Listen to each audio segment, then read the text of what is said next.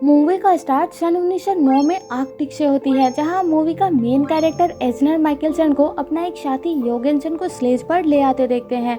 वो दोनों एक मिशन पर गए थे। असल में अमेरिका का कहना है कि ग्रीनलैंड का ऊपरी हिस्सा पेरी नाम की एक चैनल के थ्रू दो हिस्से में बट गया था, जिसका नॉर्थ ईस्ट साइड अमेरिका का है। और अमेरिका का ये क्लेम सच है या नहीं प्रूव करने के लिए पहले एनरिक्सन नाम का एक आदमी अपने दो साथी के साथ उसी एरिया की खोज में गया था, पर वो लोग कभी वापस नहीं आए। ये बात जब माइकलसन को पता लगा तो वो उन मिसिंग लोगों की खोज में एलाबामा नाम की एक शिप से उसी जगह पर जाने के लिए निकल पड़ा था, पर वो शिप रास्ते में एक जगह बर्फ में अटक गया था, जो कि उनके डेस्टिनेशन से काफी दूर थी।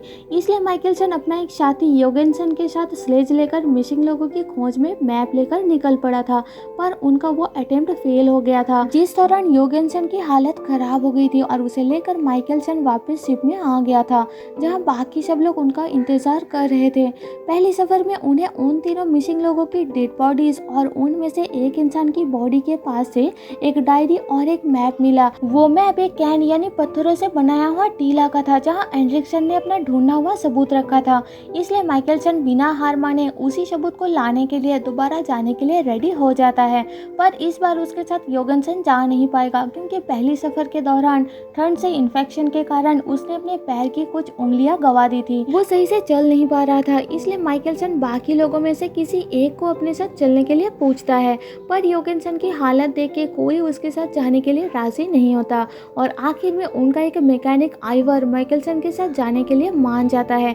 आइवर को एक्सप्लोरेशन के बारे में कोई आइडिया नहीं था, क्योंकि वो एक मैकेनिक है। वो स्लेज डॉग्स को कंट्रोल करना नहीं जानता, जो कि उनके सफर का मेन स्किल है। पर कोई रास्ता ना होने के कारण माइकलसन आइवर को लेकर बाकी सबको ये बताते हुए निकल पड़ता है कि अगस्त की गर्मी के सीजन में बर्फ गलने तक अगर वो दोनों वापस शिप तक नहीं पहुंचे तो वो लोग अपने घर वापस चले जाए।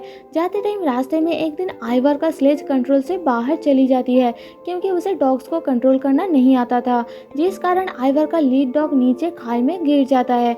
आइवर उसे बचाने की बहुत कोशिश करता है, पर कोई फायदा नहीं होता। साथ में उनका बहुत सारा खाने पीने का सामान भी खाई में गिर जाती है। उस दिन एक्सीडेंट के कारण टाइम निकल जाती है, इसलिए रात को दोनों वही टेंट में रुकते हैं और अगले दिन सुबह दोबारा आगे बढ़ते हैं। अब उनके पास खुद के और डॉग्स के लिए ज्यादा खाना नहीं बचता, इसलिए वो सोच समझ के चलने लगते हैं। रास्ते में जो डॉग कमजोर हो जाता है उन्हें वो मार के बाकी सारे डॉग्स को खिला देते हैं। ऐसा करके 83 डेज बीत जाती है। अगले दिन वो दोबारा आगे बढ़ते हैं और फाइनली माइकलसन को एनरिक्सन का उसी पत्थर का टीला मिल जाता है, जिसके अंदर एक कैन में उन्हें एक मैप और कुछ सबूत मिलती हैं, जिससे पता चलता है कि पेरी चैनल एग्जिस्ट नहीं करती, मतलब कि अमेरिका का क्लेम गलत है। ग्रीनलैंड एक है और वो डेनमार्क का है। ये देख के दोनों बहुत खुश होते हैं और सबूत लेकर शिप तक पहुंचने के लिए निकल पड़ते हैं। 131 डेज निकल जाती है और एक दिन ऐसा आता है कि उनके पास खाना नहीं बचता, इसलिए वो अपना एक मरा हुआ डॉग का लीवर काट के खाते हैं। उनके सारे डॉग्स या तो ठंड से या फिर भूख से मर चुके थे और अब उनके पास बस 3 डॉग बचता है। इसके बाद एक दिन जब आइवर खाने की तलाश में बंदूक लेकर अकेले दूसरे तरफ जाता है तो इधर माइकलसन पे एक पोलर बेयर यानी भालू हमला करके उनके 2 डॉग्स को मार डालता है। वो भालू माइकलसन को भी मार नहीं वाला होता है कि तभी आवाज सुन के आइवर वहां आकर भालू को शूट करके मार डालता है, जिससे वो भालू बर्फ के ऊपर गिर पड़ता है और उसकी वजन से बर्फ टूटने के कारण भालू के साथ माइकलसन भी पानी के अंदर चला जाता है। आइवर बहुत मुश्किल से माइकलसन को बचा लेता है। उस रात दोनों वही रुकते हैं और उनका लास्ट बचा हुआ एक डॉग भी उसी रात मर जाता है। अब उन्हें डॉग्स की मदद के बिना ही बाकी का 200 माइल रास्ता जाना होगा, इसलिए वो कुछ जरूरत का सामान छोड़ के बाकी सारा सामान वही चला देते हैं और अगले दिन सुबह दोनों पैदल निकल पड़ते हैं। अब उनके पास ज़्यादा टाइम नहीं बचा था, इसलिए कुछ दूर चलने के बाद दोनों एक शॉर्टकट रास्ता लेते हैं जो कि पतली बर्फ की होती है। इसलिए रिस्की होने के कारण दोनों एनरिक्सन की सबूत को वही एक पत्थर का टीला बना के उसके अंदर रख के वो रास्ता क्रॉस कर लेते हैं और फाइनली शिप तक पहुंच जाते हैं। पर वहां पहुंच के देखते हैं कि उनके बाकी सारे मेंबर्स वहां से ऑलरेडी जा चुके हैं। उधर हम योगेंसन को डेनमार्क मिनिस्टर के पास देखते हैं। वो बताता है कि आर्कटिक में जहाँ वो फंसे हुए थे वहाँ एक दिन एक एक मछुआरों का शिप को आता देख के बाकी सारे क्रू मेंबर्स उस पर चढ़ने का फैसला करते हैं, क्योंकि अब उनके पास कोई गारंटी नहीं थी कि माइकलसन और आइवर वापस आएंगे। इसलिए उन्होंने माइकलसन और आइवर के लिए साल भर का खाना वही कैंप में छोड़ के आ गए, ताकि बाई चांस वो वापस आए तो उन्हें खाना मिले और वो कुछ टाइम तक सर्वाइव कर सके। वो लोग वापस जाकर डेनमार्क गवर्नमेंट को कन्विंस करने की कोशिश करते हैं वहाँ रेस्क्यू टीम भेजने के लिए, पर उल्टा गवर्नमेंट रेस्क्यू टीम भेजने से मना कर देते हैं, क्योंकि उनके अकॉर्डिंग माइकलसन और आइवर कभी वापस नहीं आएंगे।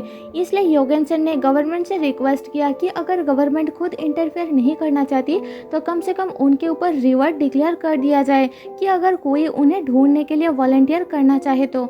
दूसरी तरफ माइकलसन और आइवर अब धीरे धीरे उम्मीद खोने लगते हैं, उनकी हेल्थ भी अब खराब होने लगती है।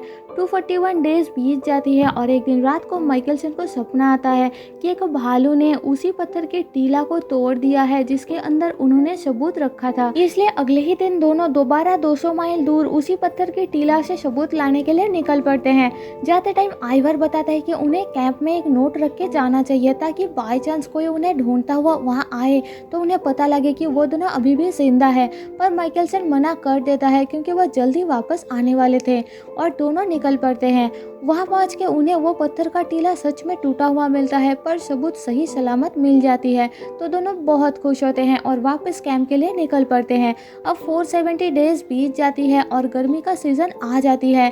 दोनों वापस कैंप पर आकर देखते हैं कि कोई उन्हें ढूंढता हुआ वहां आया था और अंदर एक नोट मिलती है जिसमें लिखा हुआ था कि उन्हें माइकलसन और आइवर नहीं मिले। ये देख के दोनों को जाते टाइम वहाँ नोट ना छोड़ जाने पर पछतावा होती है। उधर योगेंसन को अभी भी लग रहा था कि दोनों जिंदा है, इसलिए वह मिनिस्टर के पास दोबारा रिक्वेस्ट करने के लिए जाता है वहाँ रेस्क्यू टीम भेजने के लिए, पर वो अभी भी मना कर देते हैं। दूसरी तरफ उन दोनों को कैंप में रहते हुए 792 डेज हो जाती है और अकेलेपन में दोनों को हेलुसिनेशन होने लगती है, जिस कारण माइकलसन अपनी गर्लफ्रेंड नाया को और आइवर अपने ग्रैंडफादर को हेलुसिनेट करते हैं। धीरे धीरे माइकलसन की दिमागी हालत बिगड़ने लगती है, जिस कारण एक दिन वो आइवर को गोली मार देता है, पर गोली उसे नहीं लगती तो वो बच जाता है। माइकलसन भी अब होश में आ जाता है। आइवर डर के मारे बंदूक बाहर एक झोपड़ी में छुपा देता है। इसके बाद एक दिन जब दोनों कैंप के अंदर बातें कर रहे होते हैं, उन्हें बाहर से किसी का चलने की आवाज़ आती है। आइवर चेक करता है तो वहाँ एक भालू होता है। अब उनके पास बंदूक भी नहीं होती क्योंकि आइवर ने उसे बाहर झोपड़ी में रखा था। कोई रास्ता ना होने के कारण दोनों जोर जोर से चिल्लाने लगते हैं, जिसका आवाज़ सुन के भालू वहाँ से भाग जाता है। अब 864 डेज बीत जाती है और अगले दिन सुबह दोनों को दोबारा कैंप के बाहर किसी का चलने की आवाज़ सुनाई देती है, तो दोनों उठ के बंदूक लेकर रेडी हो जाते हैं क्योंकि उन्हें लग रहा था कि वो भालू वापस आ गया है। दोनों दरवाज़ा ओपन करते हैं तो देखते हैं कि वहाँ भालू नहीं बल्कि योगेंसन अपनी टीम के साथ उन्हें रेस्क्यू करने के लिए आया है। और फाइनली 865 डेज के बाद दोनों को रेस्क्यू करके वापस लाया जाता है, जहाँ डेनमार्क गवर्नमेंट उन्हें अमेरिका का क्लेम गलत साबित करने के लिए सम्मानित करते हैं और पूरी दुनिया के सामने उनका लाया हुआ एनरिक्शन का सबूत दिखाते हुए अनाउंस कर देते हैं कि ग्रीनलैंड एक है और डेनमार्क का है, अमेरिका का क्लेम गलत है। वहाँ माइकलसन अपनी गर्लफ्रेंड नाया से मिलता है। एंड में दिखाया जाता है कि इसके 1 साल बाद माइकलसन और नाया ने शादी कर ली थी और आइवर वापस कभी आर्कटिक नहीं गया और इसी के साथ मूवी यही खत्म हो जाती है। तो दोस्तों, जाने से पहले आपसे एक रिक्वेस्ट है कि एक्सप्लेनेशन पसंद आए तो प्लीज़ मुझे सपोर्ट करने के लिए चैनल को सब्सक्राइब और वीडियो को लाइक कर देना, जिससे मेरे चैनल को ग्रो करने में काफ़ी मदद हो जाएगी। मिलते हैं आपसे मेरे नेक्स्ट वीडियो में, तब तक के लिए stay safe and tata bye bye.